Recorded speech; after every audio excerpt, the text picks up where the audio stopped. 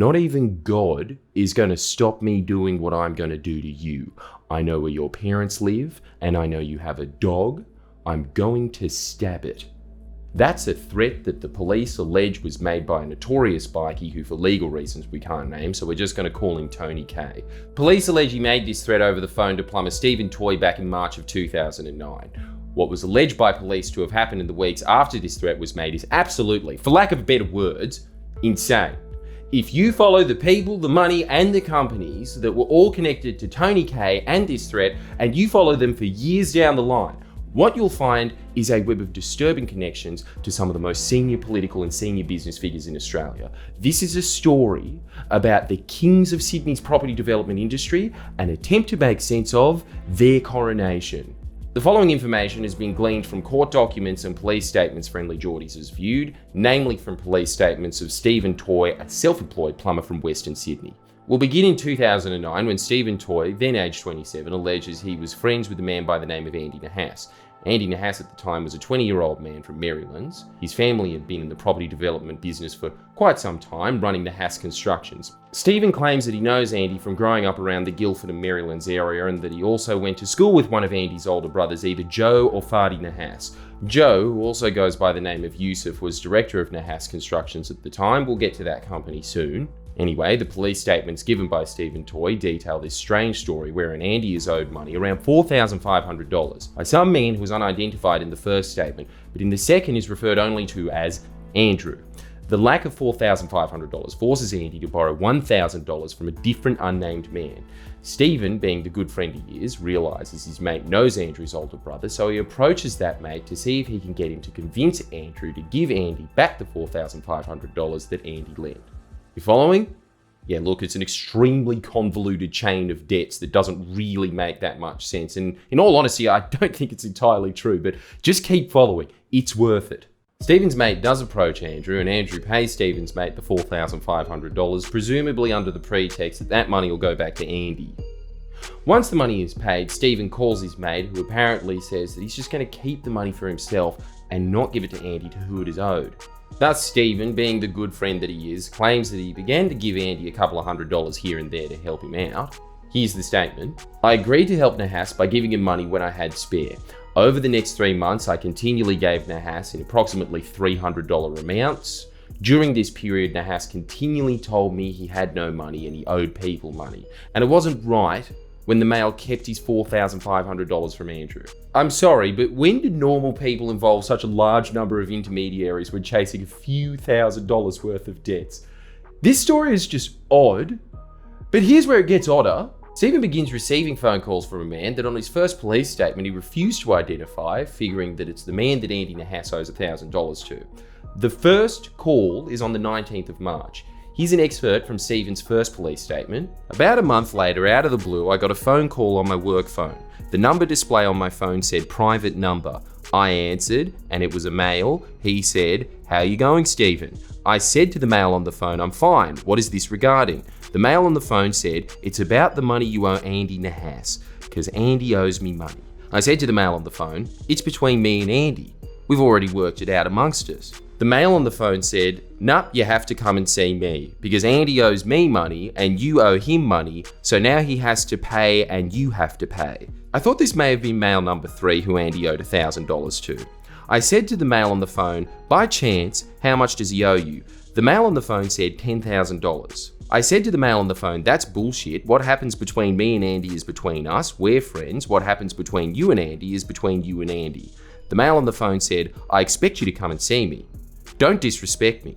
I hung up the phone, terminating the call. I did not recognize the voice of the caller. However, he did recognize the voice of the caller, as it's revealed in Stephen's second police statement. Not only did he recognize the voice of the caller, but the caller identified himself as a man that Stephen knew, Bandito's bikie Tony K. Needless to say, the recount of this call in the second statement that Stephen gave is a lot more interesting.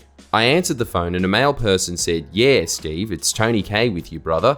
I said, "Yeah, mate, how can I help you?" Tony said, "I need you to come and see me." I said, "What for?" Tony said, "It's got to do with Andy Nahas and some money." I said, "Mate, whatever got to do with me and Andy Nahas and money has to do with us. It has nothing to do with you." Tony said, Andy has been lying to me and he owes money and he hasn't told me the truth for a long time and I'm very upset with him. I'm going to speak with his brothers so I can get the money off them. I said, fair enough. I've got no money to give you. It has nothing to do with me. Tony said, I'm at my mother's house in Guildford, come and see me. I said, what for? I have no reason to come and see you. I'm busy, mate. Tony said, I'm showing you respect, so you should show me respect and come and see me. I said, I'll see what I can do in the next few days. In this second statement, Stephen also claims that he'd seen Tony K around the Marylands area, had family connection to him, and also knew him from when he used to work security at the Pink Pepper Lounge in Parramatta, where he'd see him with a man that for legal reasons we'll call Charlie D. The reason as to why Stephen did not identify Tony on his first statement could be somewhat related to the last few lines of his second statement. I truly think that they would hurt or kill me and my family. They already hurt me so badly I thought I was going to die, and this is why I am truly fearful for my life and my family's. Yeah, we'll get back to that later. Back to where we were though, it's then claimed in the days following this phone call, Stephen received numerous calls from a private number, which he didn't answer as he believed them to be from Tony K. This was until around the 23rd of March of 2009 when the police and Stephen alleged that Tony K rang Stephen's personal mobile, a number which Stephen claims only his mother, father, brother-in-law, sister, and a couple of close friends including Andy Nahas possessed. Stephen's second statement reads as follows. I received a phone call on my personal phone. There was a number displayed on the screen, but I did not recognize the number. I answered the call. A male said, it's Tony, what's happening? How come you haven't come to see me? I recognized this voice to be the same voice of the male who called me the first time, identifying himself as Tony K. I said, mate, I don't have time for your shit. Tony said, where are you now? I will come and see you. I said, no mate, nup. Tony said, not even God is going to stop me doing what I'm going to do to you. I know where your parents live, and I know you have a dog. I'm going to stab it. I said, okay, mate, no worries. Are you finished? Tony said in Arabic, I'm going to f*** your God. I said, no worries, mate. I could hear a male voice in the background say, we're going to your parents' house. We'll see you there. I hung up the phone. About a week later, I went to visit my parents at the service station. I bumped into a friend who told me Tony K was in hospital. He had been in a car accident. Because I hadn't heard from Tony, I realised this must have been why. Then there's a rather large time gap between this and the next incident in the statement. It doesn't really detail any alarmed conversations Stephen might have had. I guess he could have just been relaxed about some bikey f***ing his God. According to the statements, the next event occurs on Thursday the 15th of April. Stephen goes to work at his friend's house at Rydalmere, and throughout the day he receives numerous calls from Andy Nahas. About 1:30 PM the same day, I saw a missed call on my personal mobile telephone from Andy Nahas. I called him back. Nahas answered and asked what time I finished work. I said, not sure, probably 3:30, 4 o'clock. Nahas said, okay, what time will you be able to come and see me? I said, I will ring you when I'm free. The call ended about 3:30 PM. The same day I received a call from Nahas. I answered. Nahas said, what do you reckon the absolute latest is that you'll be able to come and see me? I said, I'm not sure, mate. Nahas said, what you reckon about 7? I said, I don't. Probably earlier. The call ended. About 5:30 PM I received another call from Nahas. At this time I was at another mate's house. Nahas said, how long are you going to be? I am in Guildford. I need to see you. We need to sort the money out. I said, just after 6 o'clock, I'm busy.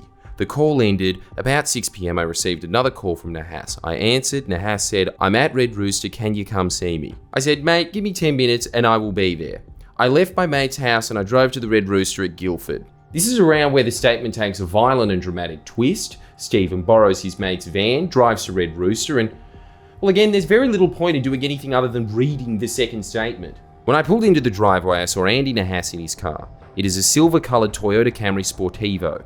Nahas was in the front passenger seat, another male was in the driver's seat, there was another male in the back seat. I think they are uni friends of Nahas.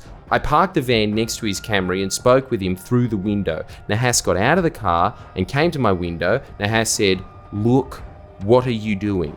I said, I have to go load the van. I need at least an hour and then I'll meet you.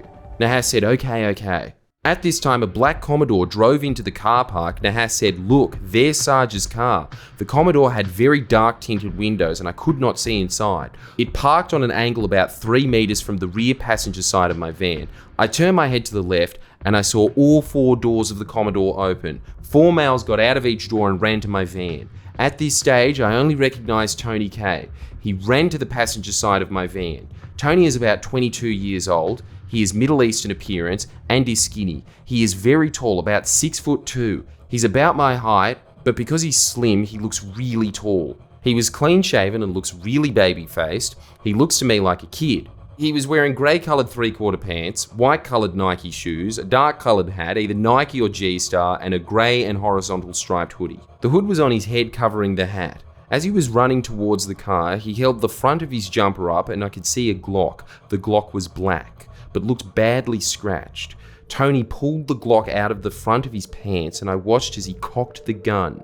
This all happened in a matter of seconds. One of the males opened the passenger door. It would have opened about 30 centimeters. I leant over and pulled the door shut and locked it. I sped off. I drove out of the car park and turned left. I'm not sure what street I turned onto, but it is the same street the Guildford Club is on. I looked in my rear vision mirrors and I saw the males run back to the black Commodore. They sped out of the car park behind me. On this road, the black Commodore overtook me just as the round meets Marion Street. I tried to turn left, but the Commodore pulled in front of me and I could not continue driving without running into the car. Tony K got out of the rear passenger seat. He ran towards the van with his shirt up and I could again see the pistol. Tony ran toward the driver's side. I reversed backwards about 10 meters. I put the car back in first gear and drove back towards the roundabout. I drove straight through the roundabout and turned right at the Guildford Bowling Club. I drove all the way to Marylands Road. I again looked in my rear view mirror and rear vision mirror and I saw Andy Nahas's silver Camry speeding up behind me. I went to turn right onto Marylands Road. The silver Camry forced me onto the wrong side of the road and then they got jammed behind a median strip. I kept driving towards a roundabout. I turned left at that roundabout. Granville Park was on my right hand side. I then saw the silver Camry drive up again behind me. I continued driving over a bridge that goes over the railway tracks. There were cars lined up at the traffic lights. I drove around the cars and through the red light and turned left onto Pitt Street. The Camry was still chasing me. On Pitt Street, the Camry overtook me. As it did, I turned right into a one-way street, and the Camry had no choice but to keep going. At the end of the one-way street, I turned right into McFarland Street and drove past Maryland's RTA. This car chase appears to be verified by the police, as in their statement it claims that CCTV footage from Maryland's railway station depicts a white van on the wrong side of the road, followed closely by a silver sedan.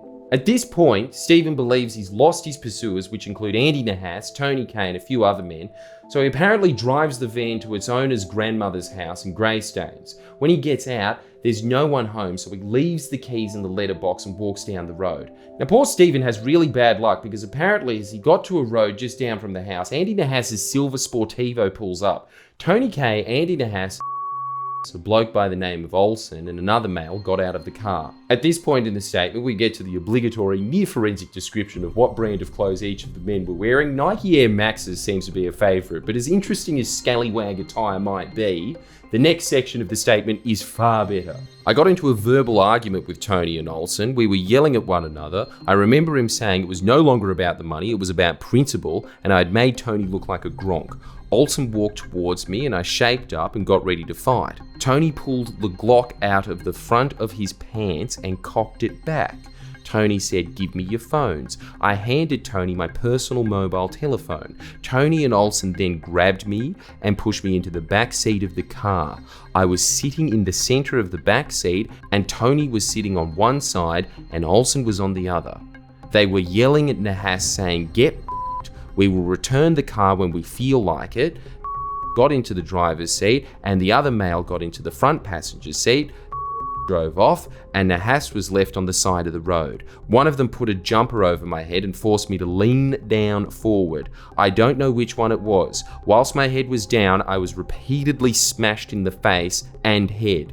I immediately felt severe pain in my head. The car drove for about 15 minutes. I was assaulted the whole time whilst the car was moving. I do not know who was assaulting me as my head was covered. I felt the car pull into the driveway. Moments later, the car stopped and I heard all four doors open. One of the males said, "Shut up, don't say a word, put your head down." Someone tried to pull me out of the right-hand side of the car. I hung onto the center console. I didn't want to get out. I eventually turned my body and tried to get out. I put my right leg out the door. When I put my left leg out, I felt someone grab it and twist my left foot inwards. This was extremely painful, and I thought my leg was going to break.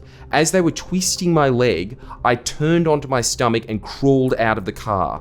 Keep in mind, these are just details from Stephen's second statement. In his first, he details being stabbed in the car, but we'll continue. I ended up lying face down on what I believe was a concrete driveway. The concrete was light grey in colour. It looked like old concrete. One male said, "Get up, get up." I did, and they walked me into the garage. My head was still down and covered. I could only see the ground. Stephen's statement then alleges that he's repeatedly assaulted and then threatened and held against his will in this garage. I could slightly see through a gap. Olsen in front of me, he punched me in the face, and I immediately put my hands up in defense. He said, "Put your hands down." I put them down. Olsen swung again and punched in the face, and I put my hands up. I remember he was breathing heavy. I then started to be repeatedly assaulted again by Olsen, only now he was using a 4x2 wooden plank. It was painted a very light grey blue colour. He was hitting to my face and arms. During this time I saw Charlie D. He was with Tony and Olsen was still in the garage. I know Charlie D through work when I was in security. He had caused a problem at one of the clubs I was working at in 2007. Tony, Charlie and Olsen had a conversation. I heard one of them say, "What are we going to do with him?" I heard Charlie say, "Just cut him up and chuck him in the river." Everyone left me for a short time in the garage alone. Moments later, Olsen came back in and tied my hands and feet with cable ties and then gaffer tapes around the ties. Olsen then punched me in the right eye. I knew I was bleeding because I felt blood run down my face. He then punched me in the left eye and I felt immediate pain. I saw stars. He left me sitting on the ground, now with my hands and feet tied, and the cover was now off my head. I think it just fell off. Olsen turned the light out, walked out of the garage and pulled down the roller door. I heard a padlock lock on the outside. Sometime later, the roller door opened and walked in. He was alone, was carrying a bottle of water, came over to me and helped me have a drink. As my hands were tied, I could not hold the bottle, so he held it to my mouth and tipped water in. I could see the bottle was the Fiji brand and was a rectangular bottle. It was clear and the water inside was ice cold like it was straight out of the fridge. Was carrying a torch or something, so he did not turn the light on. He said, "Are you alright?" I said, "No, I'm f***ed." Left the bottle beside me in the garage and left, closing the roller door again behind him. Sometime later, approximately half an hour, the roller door opened and Olsen and Charlie walked in. They turned the light on. One of them said, "Get up, get up." They helped me to my feet and set me on a chair. The same chair I described in my other statement. They tied my body to the chair. My arms were also tied to the back of the chair around my elbows. My hands were left cable tied and gaffer tapes. However, they cut my feet and re-cable tied them to the legs of the chair. They left the garage, turning off the light and closing the garage door again. My version from here is exactly as I stated in my original statement. However, at some stage, I believe it was the following day, Tony K came into the garage and he was with his cousin.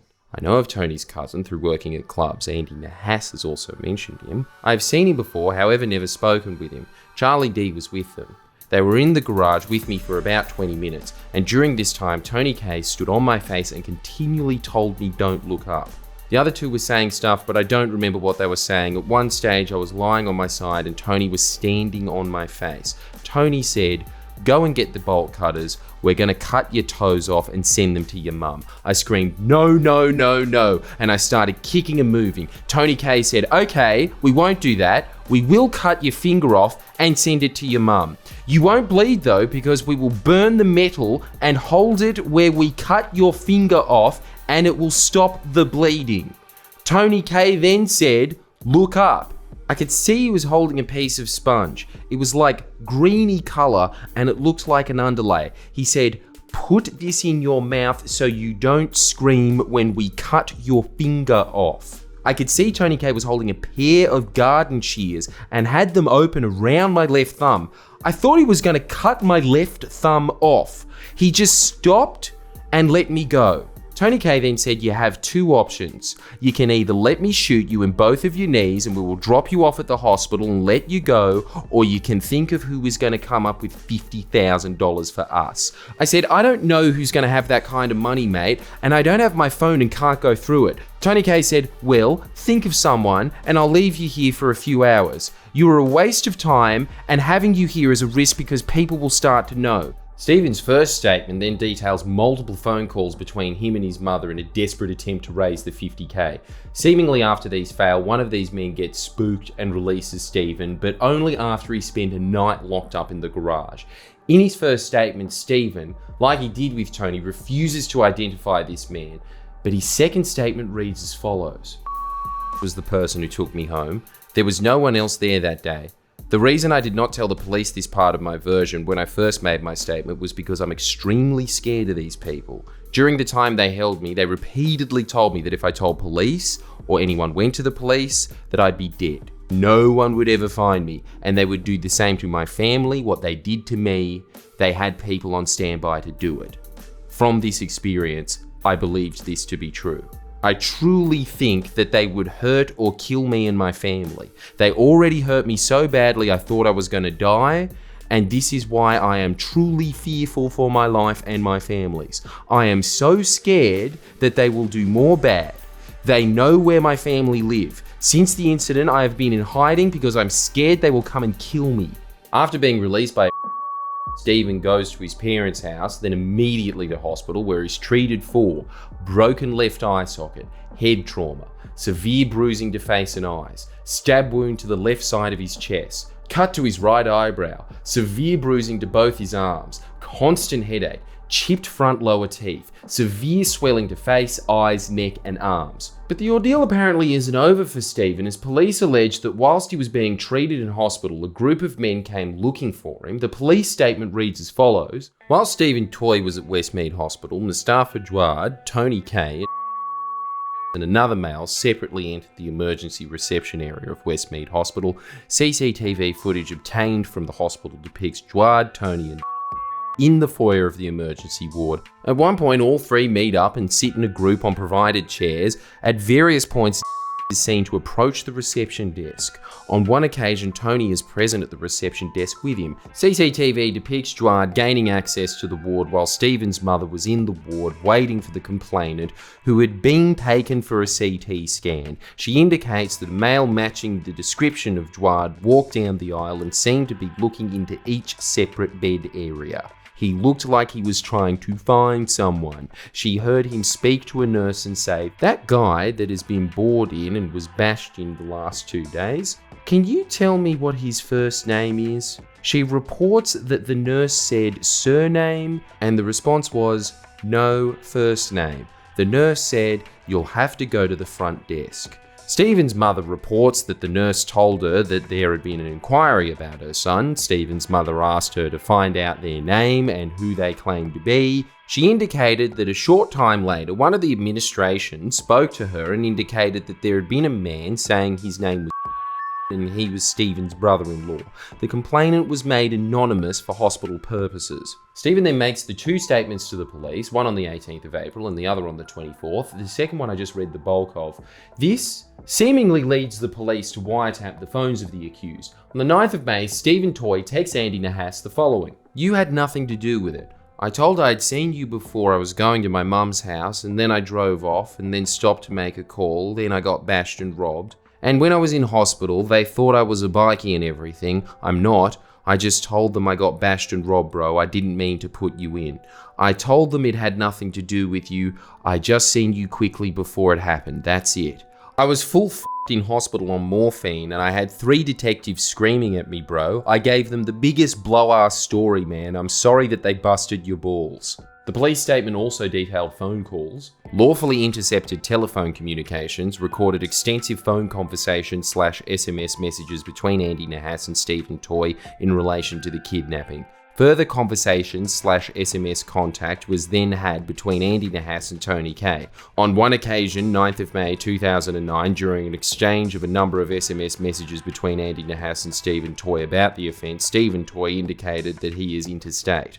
Andy Nahas called Tony Kay and relayed the information from the SMS messages. During this call, Andy Nahas refers to Stephen Toy as that bitch and that girl. He also tells Tony Kay he reckons he is interstate. Tony Kay says, "Where's interstate?"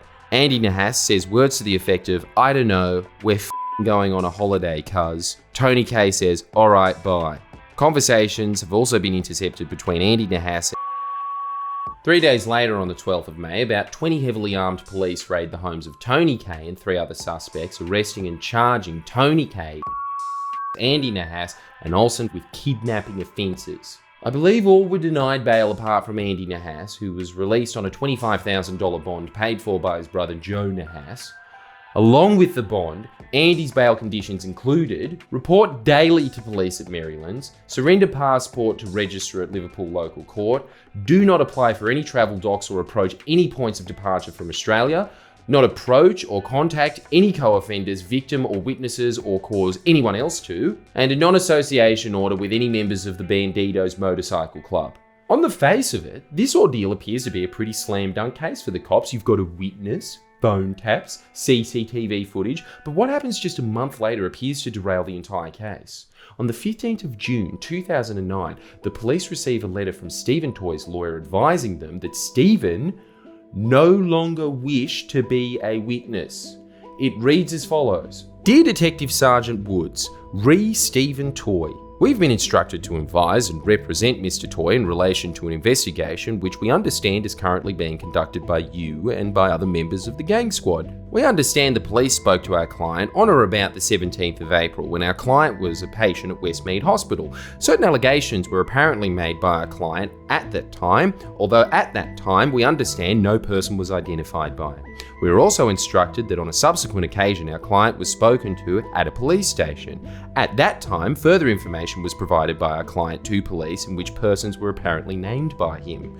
We are instructed that our client has serious reservations and concerns of the accuracy of the information he provided to police.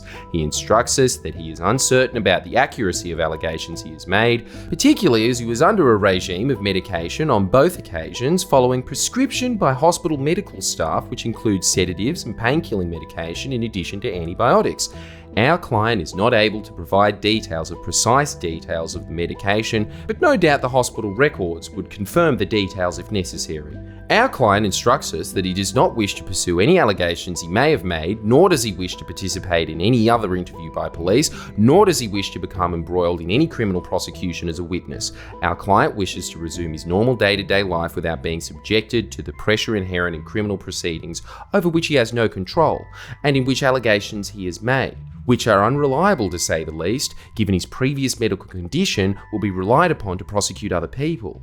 In these circumstances, our client has instructed us that he does not wish to be approached by police. If there are any further matters which the police wish to take up with our client, he requests that these be directed to this firm.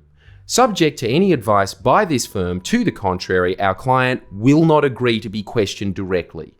We look forward to receiving your confirmation that police will respect the wishes of our client. Yours faithfully, Chris Watson, Watson Solicitors. Odd. Police then get a forensic scientist to basically state, no, antibiotics are not magic mushrooms, they don't change your memory, quote. Their medication he was taking or prescribed would not have caused him to give inaccurate information to police or be uncertain of events which are described in Mr. Toy's statements.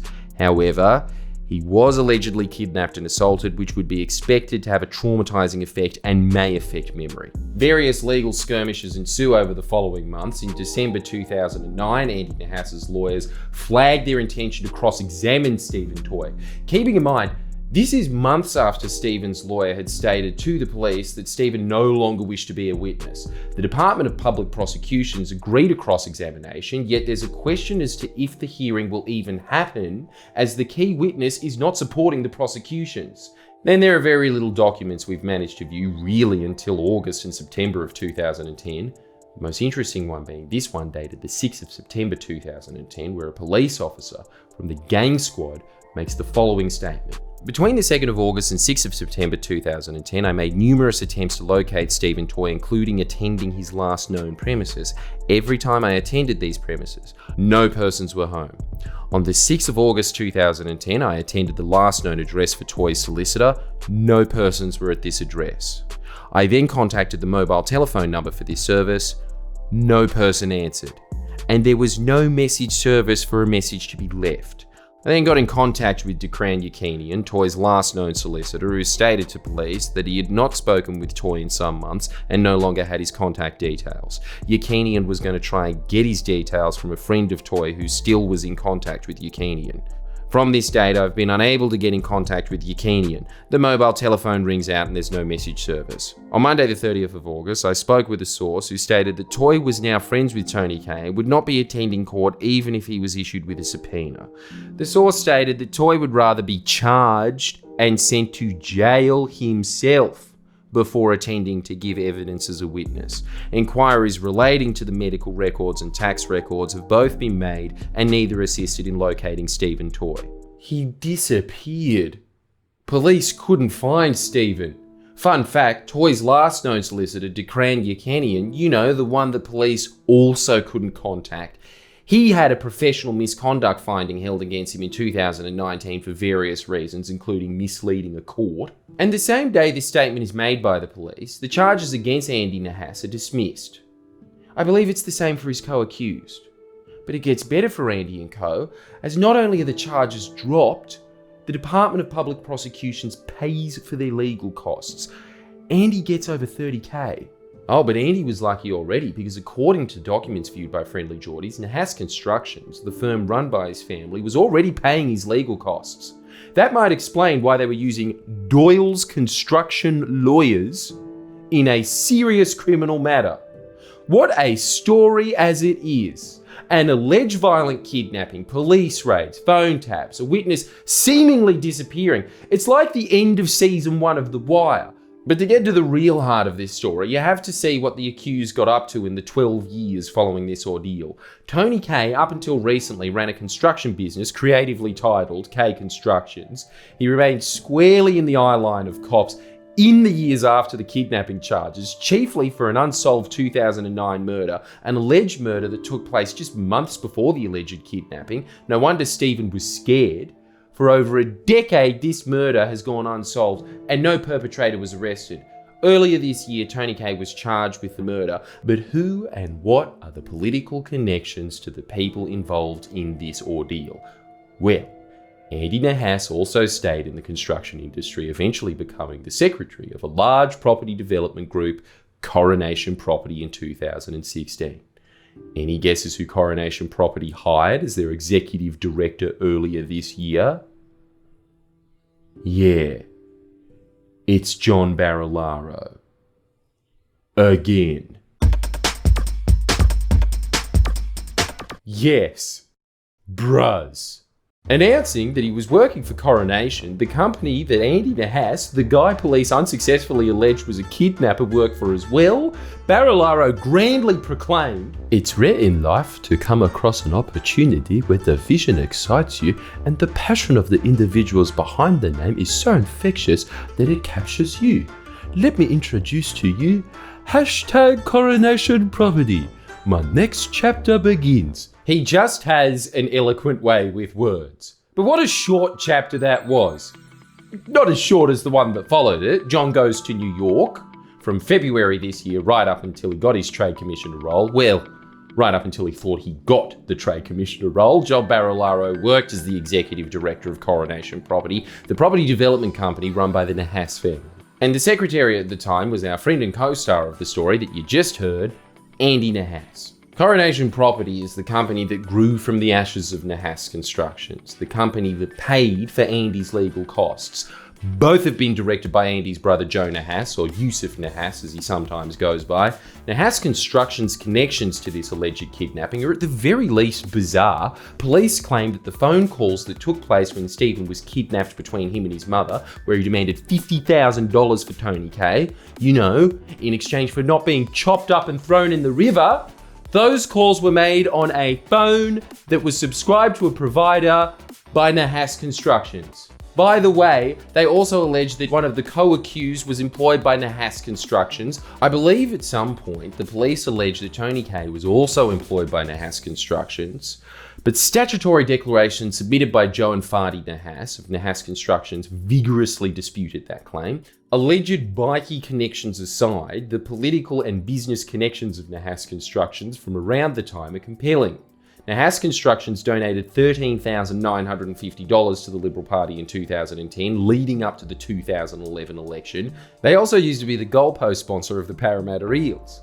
In fact, it had been previously reported by the Sydney Morning Herald that director Joe Nahas in 2010 had facilitated an introduction between a Parramatta power broker and a member of the Obeid family. Coincidentally, in 2016, Tony Kay made headlines after Parramatta Eels footballer Corey Norman and Junior Palo and Penrith Panthers James Sagiaro were photographed dining with him and members of the alleged Alameddine crime family at Golden Century Restaurant.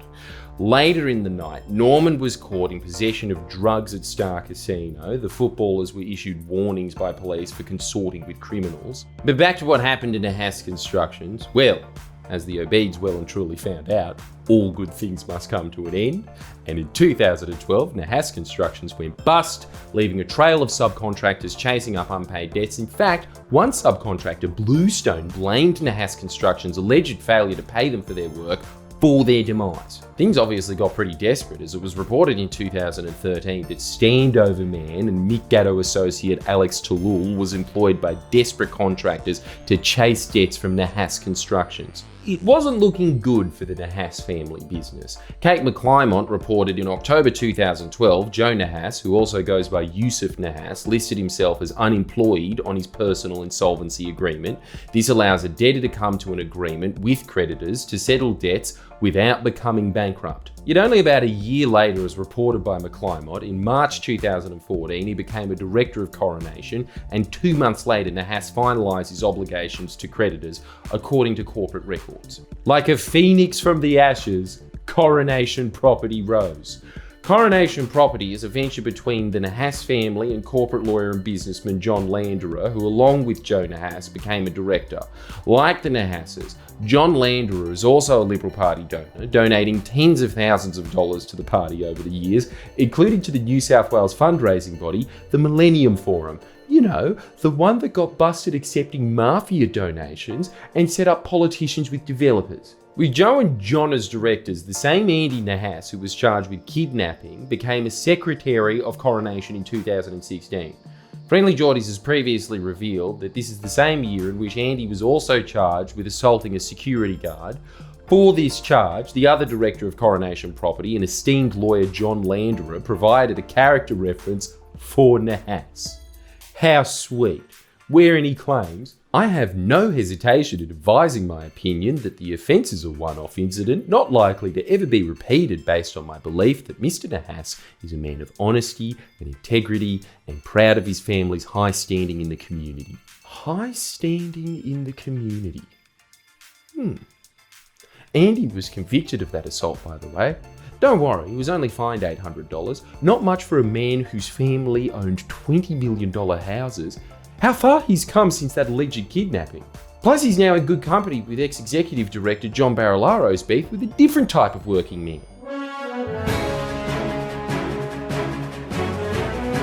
Coronation really do seem to be his people. I'm saying it now, he shouldn't have quit. They too understand the troubles of dealing with impertinent media. Take a look at these media clips from a few years back. Some of Sydney's biggest developments, millions of dollars, an allegedly stolen Lamborghini, an attempted home invasion and assault.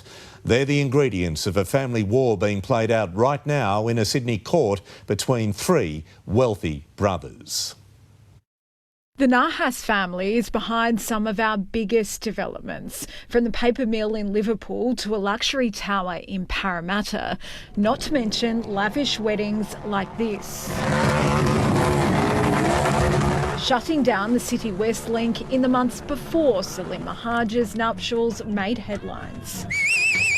But the cracks started to appear earlier this year in the form of a family feud over millions of dollars. Fadi Nahas on one side claiming the dispute sparked this: CCTV of two unidentified men trying to kick down his front and back doors as his wife and child cowered inside. The cause of the incident, however, remains unknown. Once we're warriors, three of us, we're great at what we've done, and just fallen apart, deteriorated over money. Fadi, who claims he wasn't paid his cut of the Coronation Property Company, was accused in court of intimidating the managing director, his brother Joseph, telling him, "You are going to pay me my money and it's going to be nothing under $5 million." The court heard he also punched his brother in the face and took his Lamborghini and Range Rover. Fadi doesn't deny those allegations, but says the luxury cars were in lieu of the money he was owed. My client thought he was entitled to a payout and he hadn't got that, so that will be part of his defence. The feud far from over. The hearing will resume later this year. Kelly Fedor, 9 News. Together, they built some of Western Sydney's biggest luxury developments. But tonight, the Nahas family is torn apart. A dispute between brothers landing one in court on criminal charges. It's a decision which brought Fadi Nahas relief, but not much more. I'm very disappointed it came to this. I don't see it as a win for anyone. If anything, it's been a humiliation. Allegations he intimidated his elder brother and stole luxury vehicles withdrawn after Joseph Nahas decided he did not want to give evidence. The elder Nahas is the managing director of the Coronation Group, behind developments which include the paper mill in Liverpool and a luxury tower in Parramatta. It's that company which Fadi Nahas says they fell out over, admitting he took things too far in March when he confronted Joseph Nahas, saying, "You don't want to meet up, you dog," before he slapped and punched him. The magistrate accepted the assault came during the ongoing dispute between the brothers. She said this was out of character for a man who did not have a violent record. And so she handed Nahas a $1,500 fine. Families and money are always a problem. Most people would agree with that, but being able to resolve it is a great outcome. And Fadi Nahas says he'll still pursue the money he claims he's owed. So in due course, they will be resolved. Family trouble. Barilaro sure can empathise. These videos appear to be completely scrubbed from the net and were only available from databases, despite only being a few years old. I can't really offer much more information on them, but I wonder who sent those mysterious men to Fadi Nahas's house. Anyway, remember how Tony K, Andy Nahas's co-accused, was caught hanging out with people who police alleged members of the Alameddine crime family? Well, Friendly Jordies has something exclusive and cool to reveal. Here's a picture of the ex-Deputy Premier's ex-business partner and I guess ex-boss, considering the Nahas family runs Coronation, ex-accused kidnapper Andy Nahas hanging out with the Alameddines. There's Andy, all 5 feet of him. See that guy?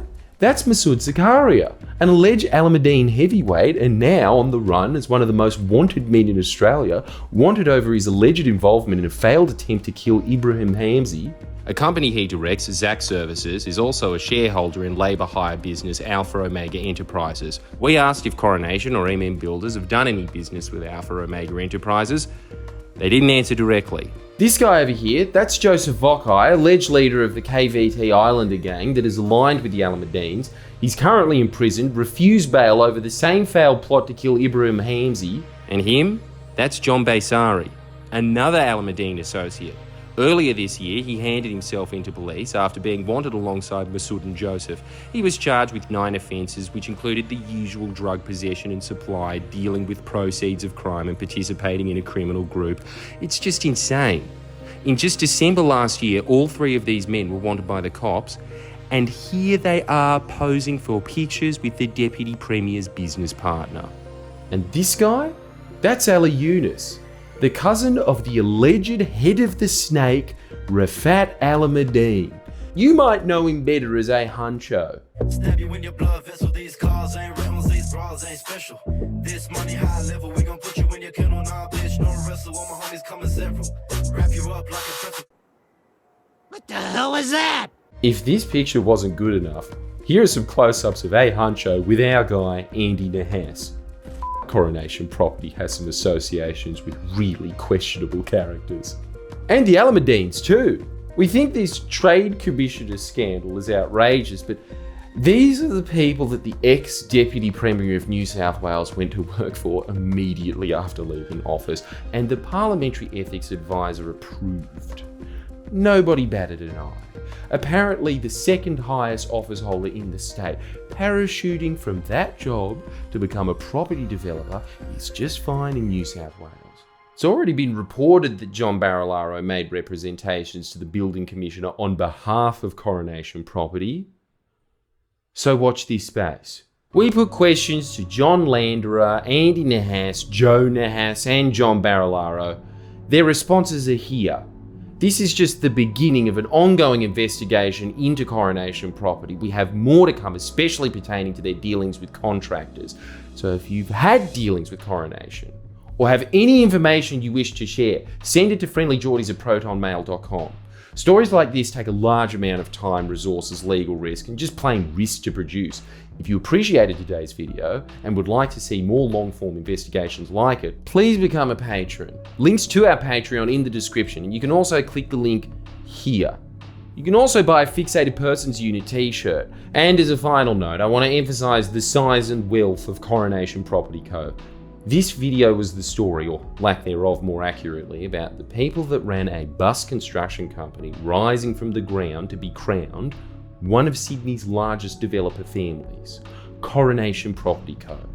Their website today reads, with over $5.3 billion in mixed-use projects in the pipeline, Coronation Property's story has only just begun. And you know something? I think they're right.